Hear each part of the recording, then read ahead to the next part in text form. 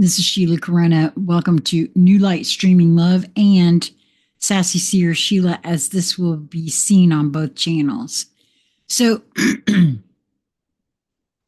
I was about to shut down for the day, and I just got this in from Jason, who asked me to record it. And so I said, sure, I'll do it right now. And he very rarely asks me to record something specific. But of course, he said, don't read it first. And I don't read any of the things that I am nudged to record and share prior to doing so. That's part of, I don't know, the whole thing for me. I'm going to read it. Why do it twice? Right. So at any rate, this is called The Wound and the Return, the Human Collapse and the Soul That Survives It, by Jason Gray. There is a sickness on this planet, not the kind the world talks about, not the one you see on headlines or in hospitals. It is deeper, more subtle, more ancient. It is the sickness of disconnection, the sickness of forgetting who we are. It wears many masks. It hides in plain sight. Once you see it, you recognize it in almost everyone. I couldn't agree more, Jason. They are everywhere. The ones who laugh with hollow eyes. The ones who wake up tired in a life they did not choose. The ones who chase dreams that are not theirs. The ones who cannot stop running from themselves. I know what that's like. As I ran myself nearly off the planet. They live in the world. They pass as normal. But inside, something is broken, or worse, is missing. The shadowed condition. This is how the wound shows itself. Oh man, oh boy, this is going to affect me big time. I can feel it right now. You struggle to connect with others, not because you do not care, but because some part of you does not even know how to be real anymore. Your emotions feel like a storm you cannot outrun. You wear a smile over a trembling heart. You are either numb or drowning. There is a quiet misery that never fully leaves. A kind of sadness that does not have a name, an ache you cannot explain. You go to work, make money, do the things, but inside you feel like a ghost.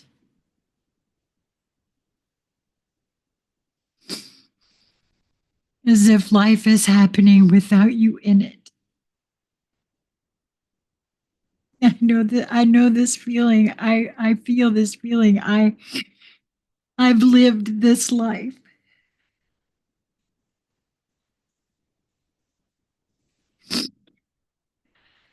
You sense that you were born with something to give, but you don't know what it is or where it went, or if it's too late to get it back.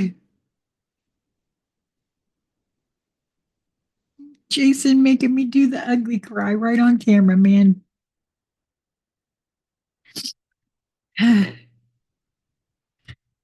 Fear rules your thoughts. What if they leave me? What if I'm not enough?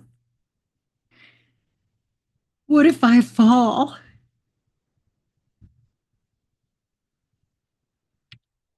No, sorry, that's fail. I can't see, but for the tears, man.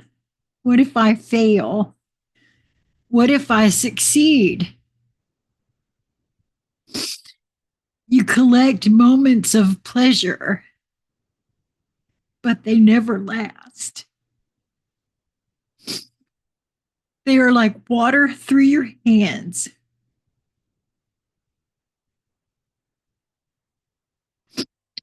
You want to be there for others, but the truth is you are barely holding on yourself.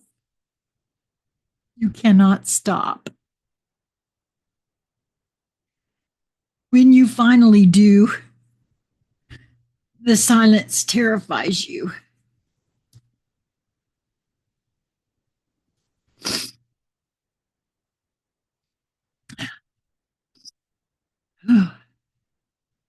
You find yourself snapping over little things, agitated, overwhelmed, on the edge.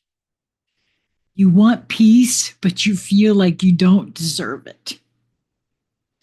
Worst of all, you live with the sense that something is deeply wrong. But you cannot name it. You pretend you're fine. You're not fine. You're fractured. No one ever taught you. Oh, wow. I can't see. Hold on a second. No one ever taught you how to come home. The breaking point. Then one day, quietly or violently, you fall apart. The mask stops working. Oh no, this happens to me sometimes. I just lost it.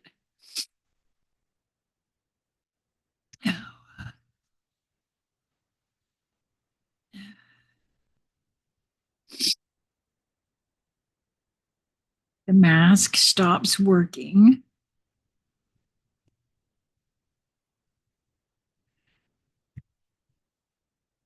The grind breaks you. The pretending becomes unbearable. The loneliness becomes louder than the noise.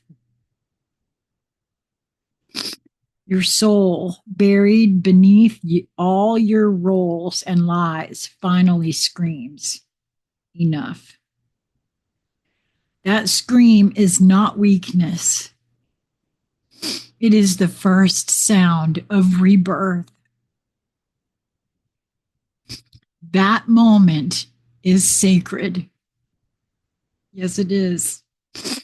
Once everything false collapses, the real you begins to rise. And it truly does. The return. Something changes. You stop gripping so tightly. You stop needing to be right. That's so true. You stop trying to win battles that do not matter. You stop chasing what you thought would save you. You start breathing differently. You start trusting something deeper. You stop needing permission to exist. You begin to feel a strange calm, even in the middle of storms. You look at your scars and feel respect, not shame. You begin to understand why the pain came. Yes, you do. Oh, God, yes, you do. I know I did. What it taught you. You no longer beg for silence to go away. You meet it. You sit with it. You listen. In that stillness, you hear something you forgot existed. Peace. Not the kind you fake, the kind that wraps around you like a home you never knew you left. Suddenly, your past becomes useful. The very things you thought disqualified you become keys for others. You stop living for yourself alone. For the first time, you finally feel whole. You are no longer obsessed with image. You start honoring what is real. You stop grasping. You start giving because you are not running on empty anymore. You do not fear lack. You do not fear people. You do not fear your truth. You trust something ancient that lives inside of you. The decisions that once paralyzed you now answer themselves. Your old confusion becomes clarity. Your old wounds become offerings. Then one day, without even realizing it, you realize the war is over. You are no longer fighting yourself. You are no longer at war with life. You are no longer a stranger to your own reflection. The world is full of fractured ones, searching, sedating, pretending, performing.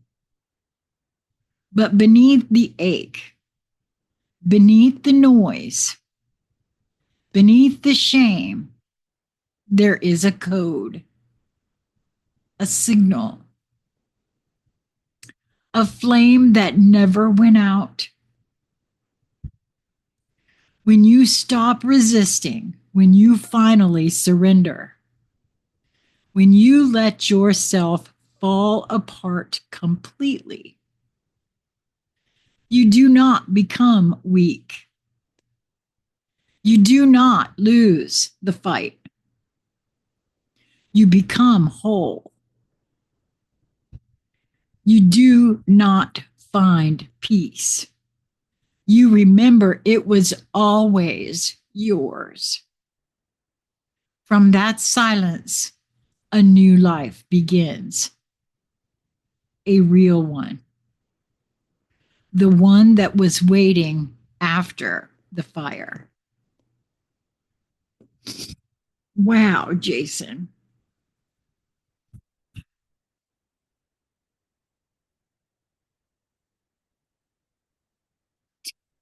That's so beautiful.